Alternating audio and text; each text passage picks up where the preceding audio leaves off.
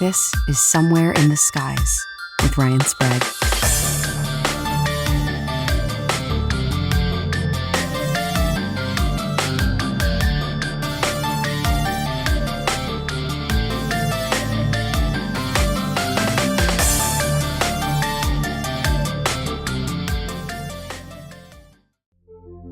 Welcome to Somewhere in the Skies. I'm your host, Ryan Sprague, and I just wanted to drop in with some exciting news. We've recently been nominated for the 2023 People's Choice Podcast Awards. We were nominated in the category of storytelling and drama for our audio documentary and case history episodes. Voting is now open, so please do me a huge favor and head on over to podcastawards.com and be sure to register and then vote for Somewhere in the Skies in the storytelling and drama category. It takes just a few moments, but would make a world of difference for Somewhere in the Skies. Again, vote for Somewhere in the Skies at podcastawards.com. Thank you so much for your support. Today, our guest is Dr. Paula Bontempi. Paula is an oceanographer who has led the use of satellites in marine science during her positions in NASA and as the Dean of the Graduate School of Oceanography at the University of Rhode Island. Dr. Bontempi spent over 16 years as the program manager for Ocean Biology and Biogeochemistry at NASA headquarters, as well as the lead for NASA's Carbon Cycle and Ecosystems Focus Area and NASA's Carbon Cycle Science Research Lead, before becoming the Earth Science Division's Acting Deputy Director in 2019. She's also taught the Earth Science module for NASA's astronaut training class over the last several years. In 2019, she was named a Fellow of the Oceanography Society and was awarded both the Ocean Sciences Award from the American Geophysical Union and the NASA Exceptional Service Medal. She most recently was selected as a member of the NASA UAP Study team and took part in the recent panel and contributed to the upcoming public UAP report. Today, she joins us to talk all about the NASA UAP panel, what to expect from the report, and then we discuss the mysteries that lay not just somewhere in our skies, but in the depths of our oceans as well. Here's our interview with Dr. Paula Bontempi. Paula, thank you so much for joining me today on Somewhere in the Skies. My pleasure. So I think a lot of our viewers are people who are really into UFOs. They may recognize you from the recent UAP panel that NASA did, that they live streamed, this 4-hour event. I was glued to my screen watching every moment of this and jotting down every name of every panel member and kind of looking into what they've done, their experience, kind of their specialties and why they were chosen for this panel. And you really stuck out, I think, to a lot of people, primarily because of your knowledge and your expertise in oceanography, which was very unique and refreshing, I think, for people who are kind of used to training their eyes on the skies. I mean, look at the name of my podcast. But so I was so happy that you were willing to come on here today and speak with us. Sure. No, thank you for the opportunity. It's my pleasure. Always happy to talk to the public in any capacity. And yes, no doubt, when I was assigned to the panel and the request for my participation came in, I was like, I looked at who else was on the panel and thought, you used the word stick out. I mean, social media was lit up like, what is the purpose of an oceanographer on this panel? And I kind of also had the same question, but I had spent 18 years at NASA headquarters and had just left 2 years prior. So, it was an interesting topic, and I was game for seeing, what everything was about. Awesome. Well, I'm so happy you did. I do want to kind of dig into the panel angle to all of this in just a bit, but if you don't mind, I'd love to rewind and kind of get an idea of who you are, what kind of got you interested in our oceans, and what eventually made you want to become an oceanographer, the origin story, as we call it. Yeah, no, I appreciate the question. So it's pretty simple. Apparently, the story goes when I was like 4. I said to my parents one day that I wanted to study the ocean, and they were like, I remember my dad having this really big smile and my mom being really angry. And I just remember, that kind of thing. And it's just something I knew I wanted to do. And I later found out, that my father's family were commercial fishermen in Italy and emigrated to the US, in the hopes of a better life when several of the relatives had died at sea. And I think that was the root of why my mom was so upset, is that calling was just Mm. part of who I was. And the rest is history. I went to undergrad and graduate school twice for advanced degrees in ocean science. And the funny part about the NASA link is that I was studying phytoplankton ecology, and they're very tiny plant-like single-celled algae that live in the ocean. They're the bottom of the food chain. And I loved studying them for my master's degree. And I went into satellite oceanography, quite frankly, because I thought the whole thing was BS, identifying phytoplankton and looking at them through a microscope. How could you possibly do this from space? And the rest is history, and it's my fault, because I joined NASA headquarters in 2003, and I stayed there for 18 years until I went back to academia. So I've always had a draw to the ocean. I've always had an interest in how the ocean is part of the Earth system. And definitely my time at NASA headquarters made me not only a better Earth scientist, but to think about oceans across the solar system. What's the purpose of our oceans on the Earth? How could that be an analog for studying oceans that we might discover on other worlds, the life within it potentially, etc. So it's all linked, and it's all very exciting, and all new frontiers of exploration. Oh, that's fascinating. We're learning more and more each day, things like these exoplanets or Hmm. the moons of planets within even our own solar system, possibly having oceans or signs of previous oceans. So I love that link that, you're Hmm. kind of looking at biological life in our own oceans and what that could possibly tell us about the possibility. I like to make that clear to people, the possibility of life on other planets, in Hmm. terms of how we kind of structure that here on Earth, right? Yeah. I mean, the question that people always ask, right, is have we discovered life elsewhere? And we haven't yet. The universe is a really big place, right? It in my mind, and this is just, Paula Bontempi human thinking about it, it would be really depressing if we were the only organisms out there. And Earth were the only planet with any life whatsoever. But what I love is the advances in technology that people develop, like in James Webb Space Telescope, building on Hubble Space Telescope's history, to peer really far into our universe and beyond. The opportunities for people to explore all the edges of everything that we know to exist, all the opportunity for industry and philanthropy and nonprofits to get together, all of the agencies of the world to get together and really think about where there are opportunities for new technology and innovation. And this is what gets students really excited, right? Like, we want to inspire the next generation of explorers. So how do we do that? We show them things we never thought existed, and then they're bitten and they just want to explore as well. So those are the links that I think are really incredible, and certainly want to be opportunities for everybody. Right, right.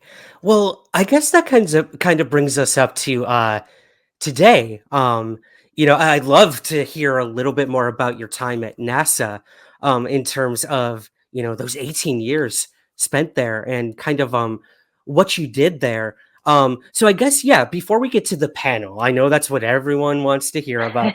But I'm more fascinated about that link that you mentioned. So what did like a typical day-to-day look like when you were working at NASA? And I don't know if I even asked, what was your actual position there? Yeah, so I was hired as the program manager for Ocean Biology and Biogeochemistry, and that's all the biology and the chemistry linked to the biology and ecology of the ocean. And I sat in the then we were codes, but now it is called the Earth Science Division. And the Earth Science Division was about 72 people who managed all of the research associated with Earth science and then all of the satellite missions, the Earth observing satellite missions that were current and in development or formulation associated with looking at different aspects of the Earth. So that could be the land, the ocean, the atmosphere, ice, etc. So going back in time, one of the big discoveries I think that everybody knows that's associated with the NASA Earth Science Division now is the hole in the ozone layer from the 70s and 80s. Mm. That is definitely something that was, generated by NASA field work, using aircraft to look at what was happening in the atmosphere. And so we also added an aspect in earth science that's called applied sciences, which is taking the basic research, the discoveries that happen in the research programs and transitioning it into operations or management, meaning can it be used for active management of aquatic resources, atmospheric resources, terrestrial resources, in support of sister federal agencies that do that kind of work and lead into new policy potentially. So it's sort Mm. of management and policy relevant science. So it was building satellite missions, it was funding research, it was high risk, high yield, it was developing new observational technologies, in situ and remote, and it was just fun, really inspirational. That's awesome. That's so good to Yeah. hear. So I guess okay, let's do it. Let's get to the meat of it. The Okay. UAP panel. This live stream that I know hundreds and hundreds of thousands of people watched. What do you feel was your key takeaways from the panel? Well, I know we still have the pending report that's going to come out, Hmm. which I'd love to touch on a little bit later if there is Okay. anything you can share. But yeah, what are sort of your key takeaways from the panel? So I'll tell you, one of the things that really struck me going into it is we would have this conversation around data. Do we have enough data? Do we have enough information? They gave us a couple of test cases to look at. All of them are public. The USS Nimitz, event, things like that. And we heard firsthand accounts from people who had witnessed something. Okay, and could we confirm it was an unidentified anomalous phenomenon? Or, was it something that we were like, oh, if you look at this information and that information and put it together, we can tell you that it isn't something traveling over the surface of the ocean at Mach 20. It's actually, a artifact of the camera that you're using to look at it, plus what your eye limitations are. So we did explore a little bit like that, and I think one of the panelists, Josh Themeter, gave an example at the panel of the parallax error. That one used in the Go Fast anomaly. So that was a really interesting thing. But what struck me is everybody said, oh, we don't have enough data. We don't have enough data. And I'm sitting there thinking, oh my God, we have a ton of data through NASA. What are they talking about? And we'd have these big debates. And the key part was we don't have enough of the right data. Okay. We Mm. don't have enough information. We have a lot of information about the Earth system. We have a lot of information about certain things associated with space, but we don't have the right information to examine and understand all of the reported unidentified anomalous phenomena out there. So one of the panel's charges was, well, what do we need? Where is the opportunity? What should we do? So more and higher quality data dedicated to UAP was definitely one of the big takeaways. The other big takeaway for me was the stigma associated with reporting. Now, if one thing has happened, especially in the United States of America, if not worldwide, it's just you witness something at work, you witness something every day, and it could be an event of harassment of some sort, a crime, and you go, oh my God, what do I do with this information? I'm scared. Well, it's times a million when it comes to reporting UAP, right? Because people Mhm. say, "Oh my God, people are going to think I'm crazy. I'm going to lose my job. I'm going to lose my family. They're going to think I'm nuts," and that's something that we have to work on. So how do we remove that stigma for reporting? That was the other big thing we talked about. Yeah, yeah. I think those were two wonderful takeaways. The destigmatization, stigmati I can't even say the word, Paula, No, I'm excuse with me. you. You have to practice, right? Destigmatizing. Yeah, I know. Yes. This topic, I've been Yes. interested in UFOs for more than half my life, and that was one of the biggest challenges that I've struggled with my entire life is who do I talk to about this? My father and I saw something when we were younger, and he kind of just stamped it down and decided not to pursue trying to figure out what it was, where clearly my life went a completely different way. Right. But it was hard. It was lonely. I'd tell friends and they'd make fun of me. But Yep. now it seems we're living in a world where NASA is doing a panel on UAP. The Department of Defense has opened a office to investigate this and is now working with NASA. And Hmm. this topic seems to be more widely accepted gradually. We're kind of seeing that stigma, I think, shed, and it's wonderful for people like me and the hundreds and thousands of people all over the world who've seen things they can't explain. But like you said, what do you do with that? Who do you turn to? So yeah, it's Yes. great. So the who do you turn to, right? I mean, that is something we spent a lot of time discussing. If you're a commercial airline pilot or even just a private airline pilot, right? You have your own plane, you like to fly, you see something, what do you do with that? And you go, well, if I call the FAA and report it in the United States, are they going to pull my license right away? Right. Yeah. And so, how to destigmatize that? If you go across social media, you can start to sort of crowdsource a little bit when events happened, right? You can see clusters of people saying, my God, did you see that over Cincinnati, Ohio, today? Not that something happened there, but and people start to talk about it. So I think like social media has facilitated people who have seen something and want to report something in groups, and at least there's that bit of support there, and that's important, right? And what happens next is really up to a number of different national and international agencies. Where do you go to report an event? What might that look like? Should there be a website?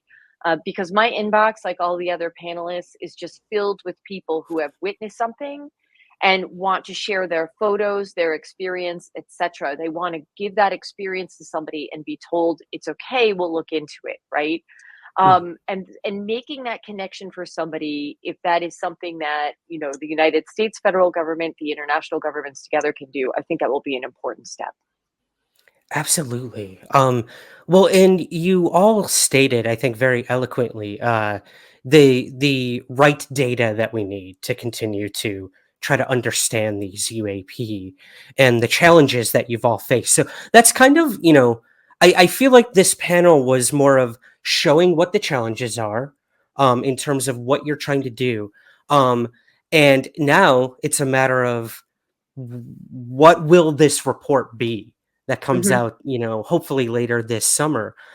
So I guess my next question would be, I guess a two-pronged question.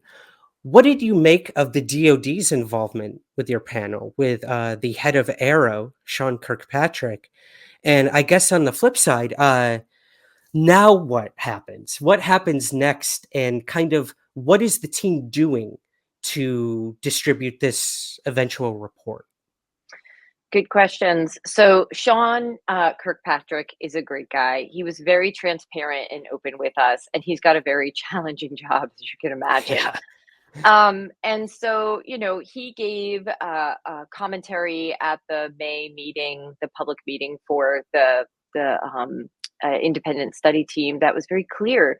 There have been over 800 UAP reported, and they're able to use existing data to understand all but maybe 2 to 5% of them. And that 2 to 5%, the question becomes, what data do we need to actually really examine those? Because there are lots of things that go into reports, right? Like everyone knows when they've seen something odd, they're like, did I see something or am I just tired? So the human eye, the brain, when we're tired, when we're under stress, can make a lot of funny things. seem very real, right? That could be explainable by existing data or natural data in the natural environment. So that is one thing I think that the panel discussed is, for that 2 to 5%, what do we need to look at? Where are the opportunities? What should we be collecting? Where should we be looking? Where are we not looking that we already have data? So we did discuss that quite a bit. And forgive me, Ryan, remind me of the second part of your question. I should Of have written that course. down. No, not at all. What I guess kind of I'm actually going to edit the question. What does the process look like now Yeah, for the team next steps. to Yeah, present, yeah, the next steps for this eventual report? And I guess off of that, your involvement. Like yeah. what are you kind of bringing to the eventual report? So right now, the team is in the last pieces of debating, the final wording, right? We're looking at our recommendations, we're looking at our findings, we're making sure that they are clear, understandable, and implementable. That there aren't any, potentially unfunded mandates in there, right? Where the United States will tell NASA or some other, agency or division, you must go do this without the funds to actually do it properly, that kind of thing. And that does happen in governments across the world all the time, right? You receive direction to go and do something, but there's really not enough money to do it properly. And the scientists and engineers and personnel associated with the independent study team are really focused on just making sure we've heard, from the public, we've heard the information that we have from the experts that we have. We've held, this public meeting, we've gotten feedback, and we want to make sure we address as much of it as possible. What happens with the independent study team, the next steps, is really up to NASA and the United States government, right? Do they want to, I'm making stuff up now, speculating, do they want to keep us on as experts for the future as NASA and the US government go forward and try and implement a UAP type program for reporting and study? Do they disband us and we're done and they think about next steps for the future based on the report? For me as an oceanographer, the about 6 or 7 months into the UAP independent study team process, the National Defense Authorization Act redefined the A from aerial to anomalous. And that means they're not just looking at what's in the atmosphere, but they're looking at what might be under the ocean and what might be in space, right? So we didn't have enough time when that pivoted to really look at anomalous phenomena, everything that might have happened under the ocean, everything in space. So maybe there's a next step there for the panelists or for a new panel to actually examine that.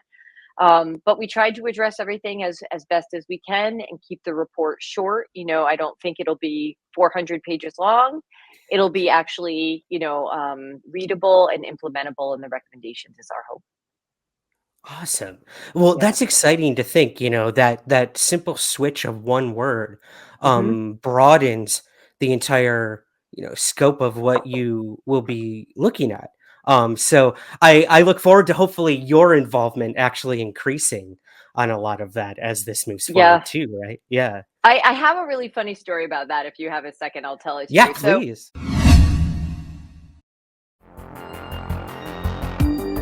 The Somewhere in the Skies podcast is free to listen to every week. But if you would like to help support the show, we have a very active Patreon page where you give what you think the show is worth. In return, you'll get early access to the main show, bonus episodes, and priority to ask our guests your listener questions. Your support truly makes the show continue and grow. So, to learn more and to join, visit patreon.com/somewhere skies.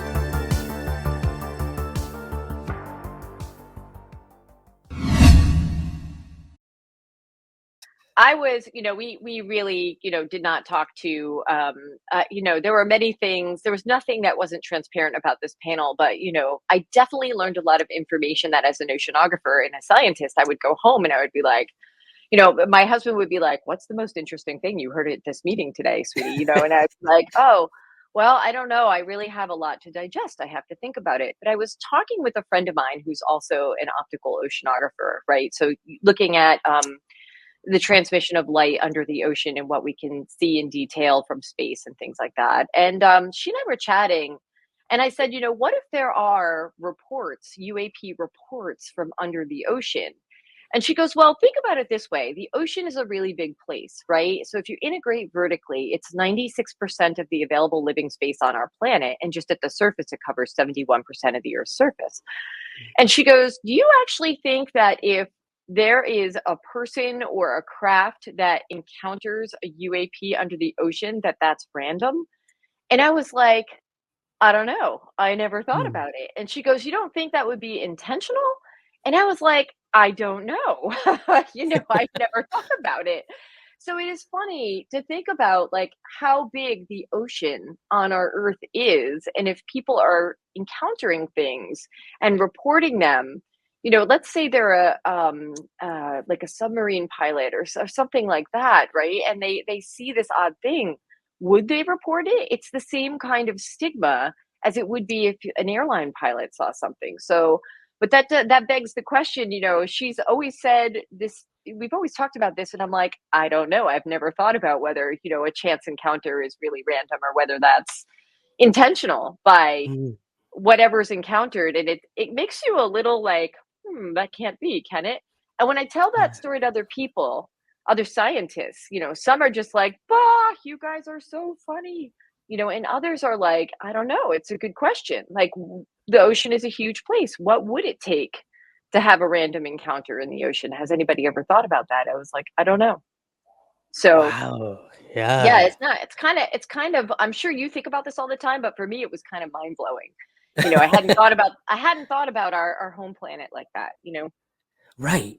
Well, it is mind blowing to me even still because again, you know, as a UFO researcher, again, we're so trained on the skies and what's happening around us, and we don't necessarily think of UFOs happening below us in terms of our oceans. And I know, the cliche is we know so little about our oceans as much as we do outer space. And I do want to touch on that whole other angle to all of this as well, Paula, in terms of the mysteries of the ocean. But it does blow my mind to also think, yeah, if there was some sort of encounter with anomalous phenomena under the surface of the ocean, um, astronomically, statistically huge in terms of was it happenstance or was it on purpose? You Hmm. truly do have to wonder. So, man, yeah, that blew my mind when you said it too. To be completely honest, gave me Yeah, chills. I mean, NASA's, mission is to explore, right? And discover and research. And that may be the furthest reaches of the universe, or that may be our home planet where that unknown is. So they are squarely in their mission. I think a lot of people don't know that NASA studies the Earth, and I hope, more do after this podcast. But I certainly have always gotten the question when I travel. People say, you're an oceanographer and you used to work for NASA, and they look at you like you have six heads, right?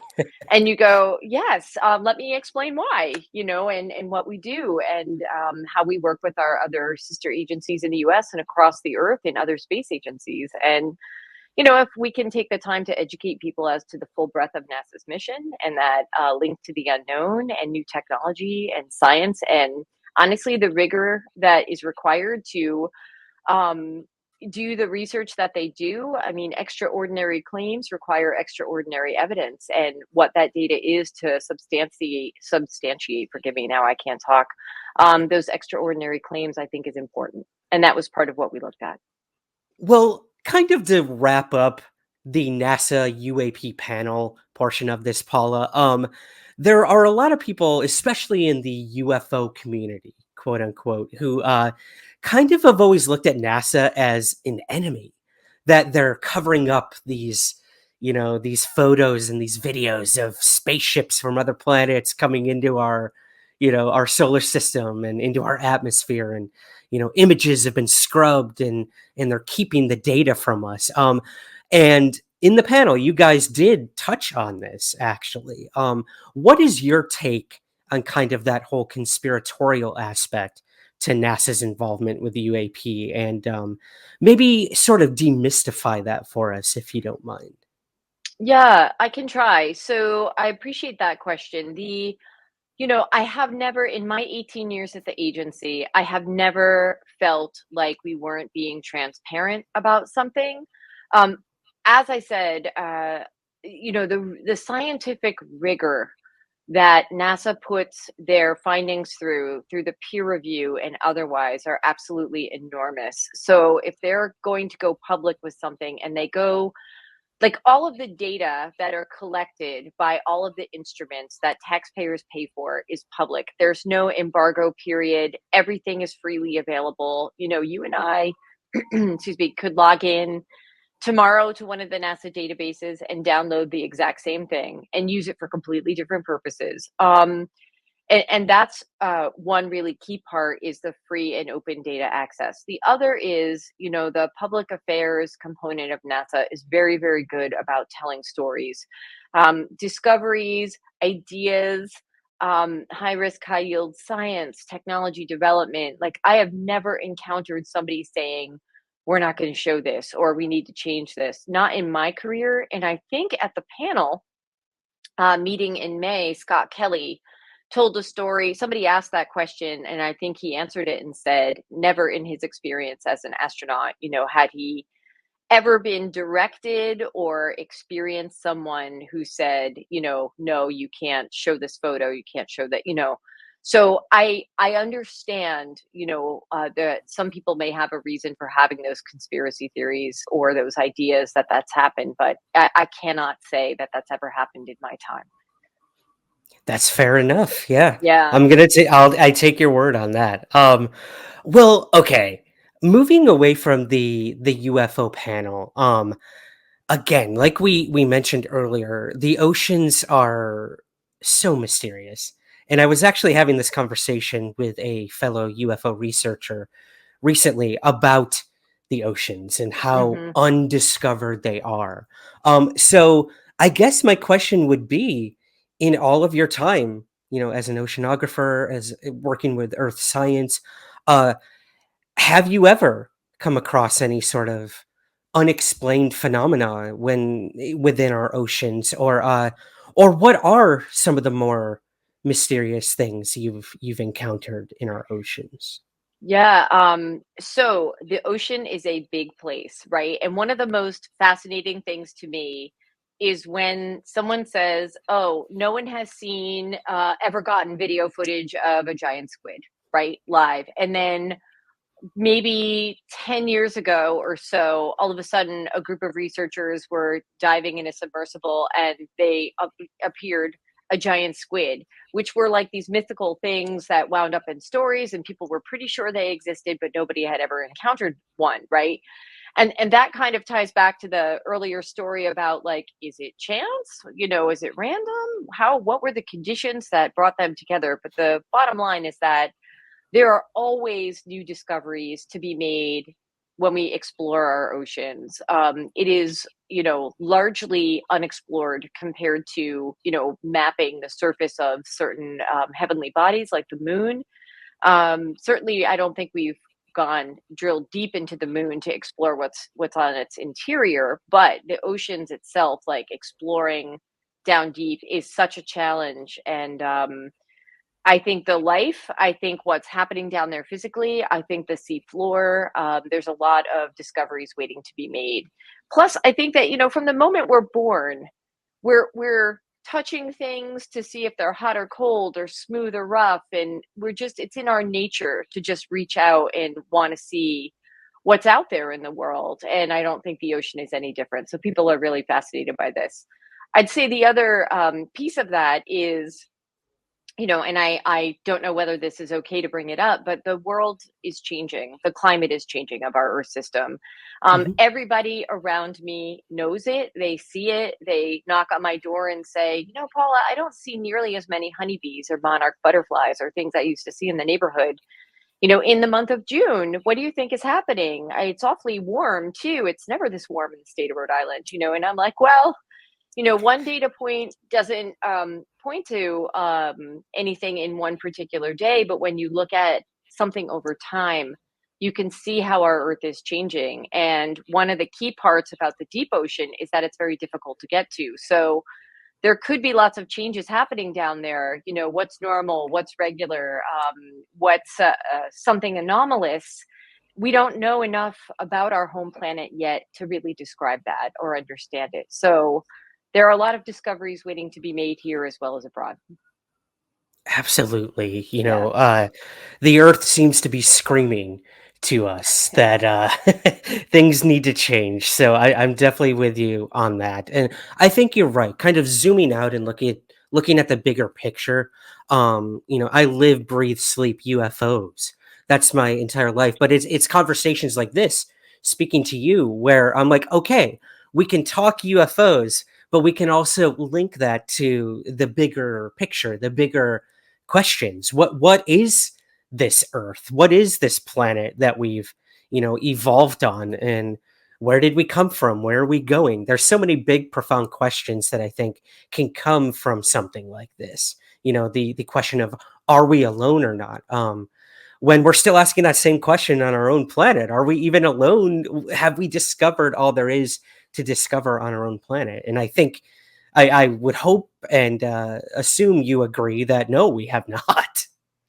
Yeah, no, we haven't. And that's the really fun part. Like, thinking about all the, like, if everybody out there just sat down and listed all the places they wanted to travel to, right? You know, what would be on your top 3 list where you're like, "I've always wanted to go here?" You have to ask yourself why. And, when I talk to people, it's almost always like, "Oh, I would love to see, K2. I would love to see Mount Everest. I would love to see the Great Wall of China." Something is always like this unknown discovery, this unknown world that people just wanna experience, and there's a lot of that under the ocean. You know, you go to a conference with 3,000 oceanographers and they're talking about these unbelievable nuances that they've discovered in the ocean's chemistry, the ocean's biology, the ocean's ecology. We have things like marine heat waves occurring. What does that do, to what's happening, to all of the living parts of the ocean? Sea level rise. Whole governments are dedicating their lives to, can we build sustainable structures that are natural? So the intersection of the natural and the built environment is not so stark and impactful in the sense of damage we're doing to the environment that's even more or greater than we would have otherwise. And so it's an interesting question depending on whether you're an engineer, a scientist, a health professional, whether you're just a person who's like, I love living on the water. What can I do to protect my property? How can I garden more efficiently so I don't have an impact on our planet? And these are the large numbers of questions I get all the time. Is people are like, what can I do? This is what I'm interested in. Can you connect me with opportunity? And finding someone's passion and matching them to something that they can do to sort of explore new dimensions of their passion, that's very fun. Absolutely. I think kind of harnessing people's curiosity and interests can really benefit everyone. And Yeah. I think that's pretty cool. Yeah. Well, I guess to kind of wrap things up. What can people do, both in terms of when it comes to this UFO panel? You stress that this is for the public. The NASA is being transparent. This is an independent study. This isn't going to be put in a file cabinet back in the Department of Defense's I hope not. office. Like Yeah, the Ark of right. the Covenant at the end of Raiders of the Lost Ark. Yeah. No, I hope not. Exactly. Yeah. Yeah. So what Um, what what role does the public play? I guess in terms of that. so to me, like, citizen science is a huge thing, especially when it comes to UAPs, right? There was that tagline, if you see something, say something. And somehow the government has to normalize that, right? Show people that there's a pathway for reporting where there isn't a stigma. Also, as I said, I think social media is one place where people can witness something collectively that they don't understand and start talking about it. So scientists out there, budding scientists, the public, students, K through 12, all of them, have a role to play.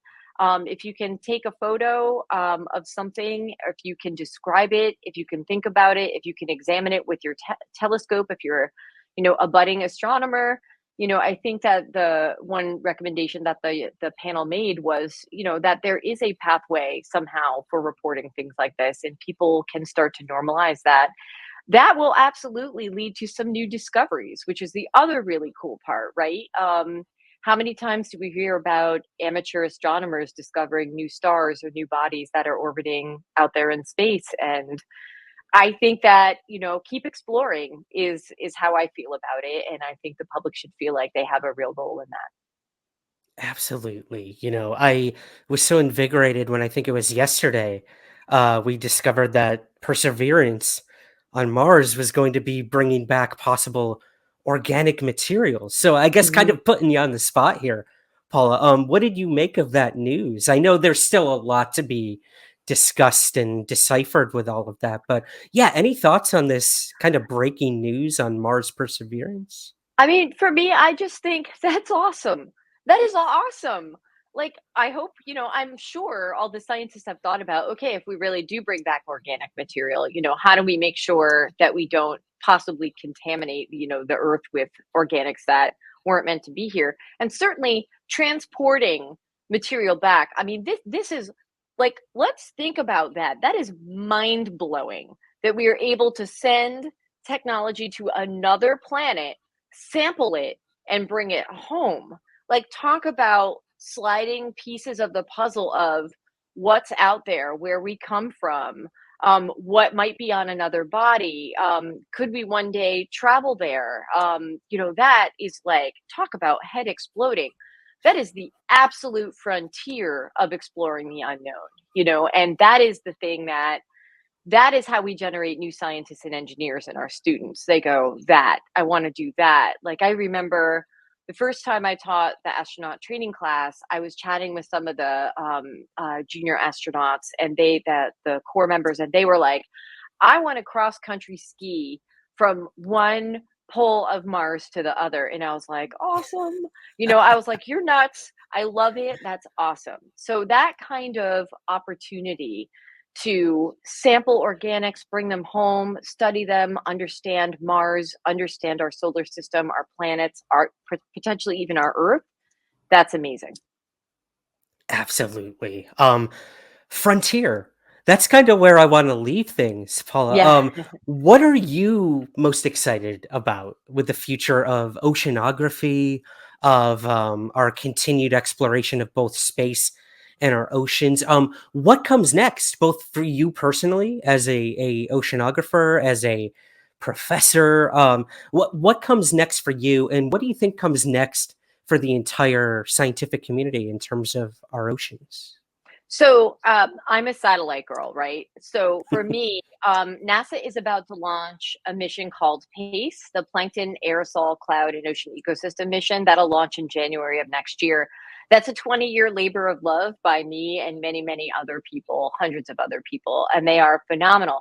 And that will be the first time we will have what's called hyperspectral views of not only our oceans, but our atmosphere simultaneously. And we'll be able to look at down to almost the cellular level, like what's going on in the ocean ecologically. And that's going to be amazing for understanding how our ocean ecosystem actually functions. And that will lead to supporting information for things like major fisheries and seafood security, as well as understanding things like algal blooms and the role that they play in the ocean.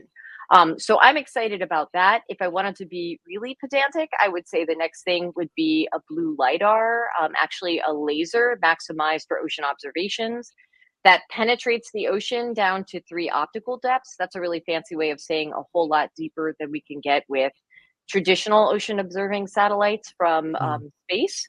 Very exciting to see what's happening really deep in the ocean from space, and maybe have that view every couple of days, which would be incredible.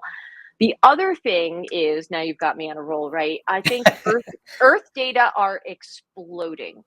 We are gathering so much information about what's happening in our Earth system, and to actually have the modeling and analysis capability in artificial intelligence, machine learning, and just overall, high performance computing, I think is going to be really important. So there are all sorts of frontiers out there that we should be pushing that will give us information about bringing all those aspects of our Earth system and our planets, for that matter, together and looking at things holistically. And again, the Earth is an analog for life elsewhere, oceans potentially elsewhere, and so there is relevance on a larger scale.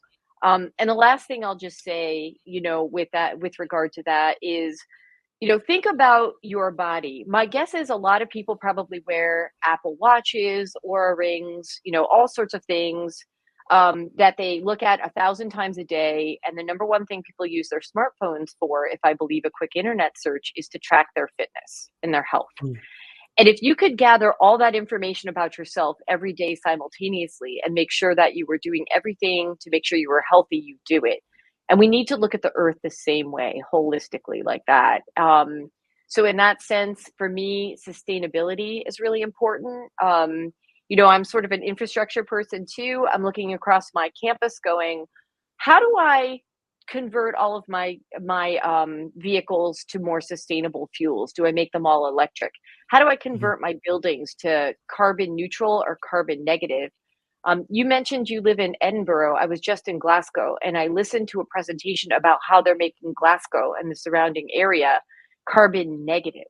And I Mhm. was riveted. I'm like, tell me. And they're doing it by harnessing the river that goes through the center of the city, without like altering anything, changing anything, making sure the natural environment is allowed to be the natural environment and just harnessing the natural power.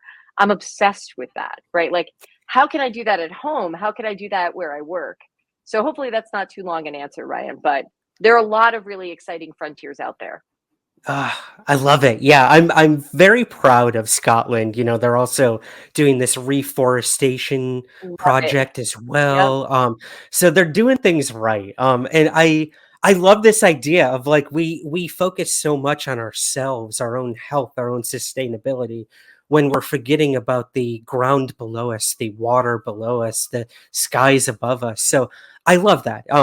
I love the passion you have for all these projects, and that's very exciting that there's a space mission that you're going to eventually be involved with. I can't wait to see what comes with that as well.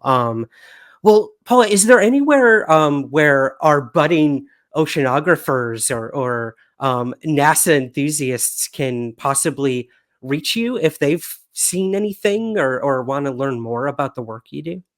Sure. I mean, I am absolutely fine making, my email, available. It's no problem. Anybody can reach out. Lots of people have already.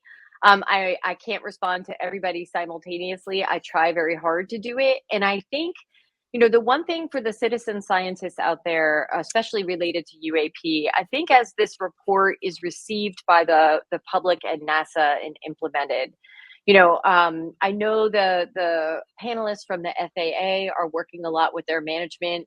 If you're a commercial pilot or a private pilot and you see something, they're trying to make it more mainstream how one would go about reporting. So I would just say, hang in there.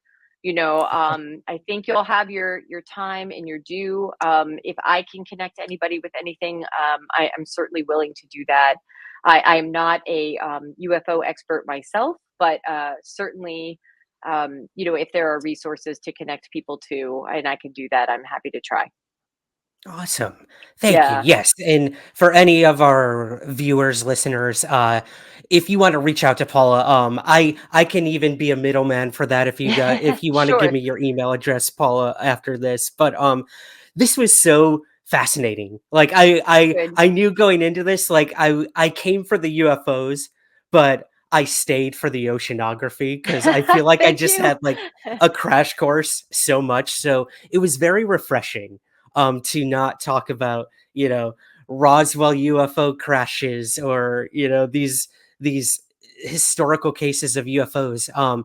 Those are fine. We're looking at what's going on now. We're looking at what's going to happen in the future with both UFOs and our world around us. So no, I have to thank you for this refreshing conversation on the show. It was truly something special. So thank you. Thank you for joining me on Somewhere in the Skies. It's my pleasure, and thank you for the opportunity. It was fun.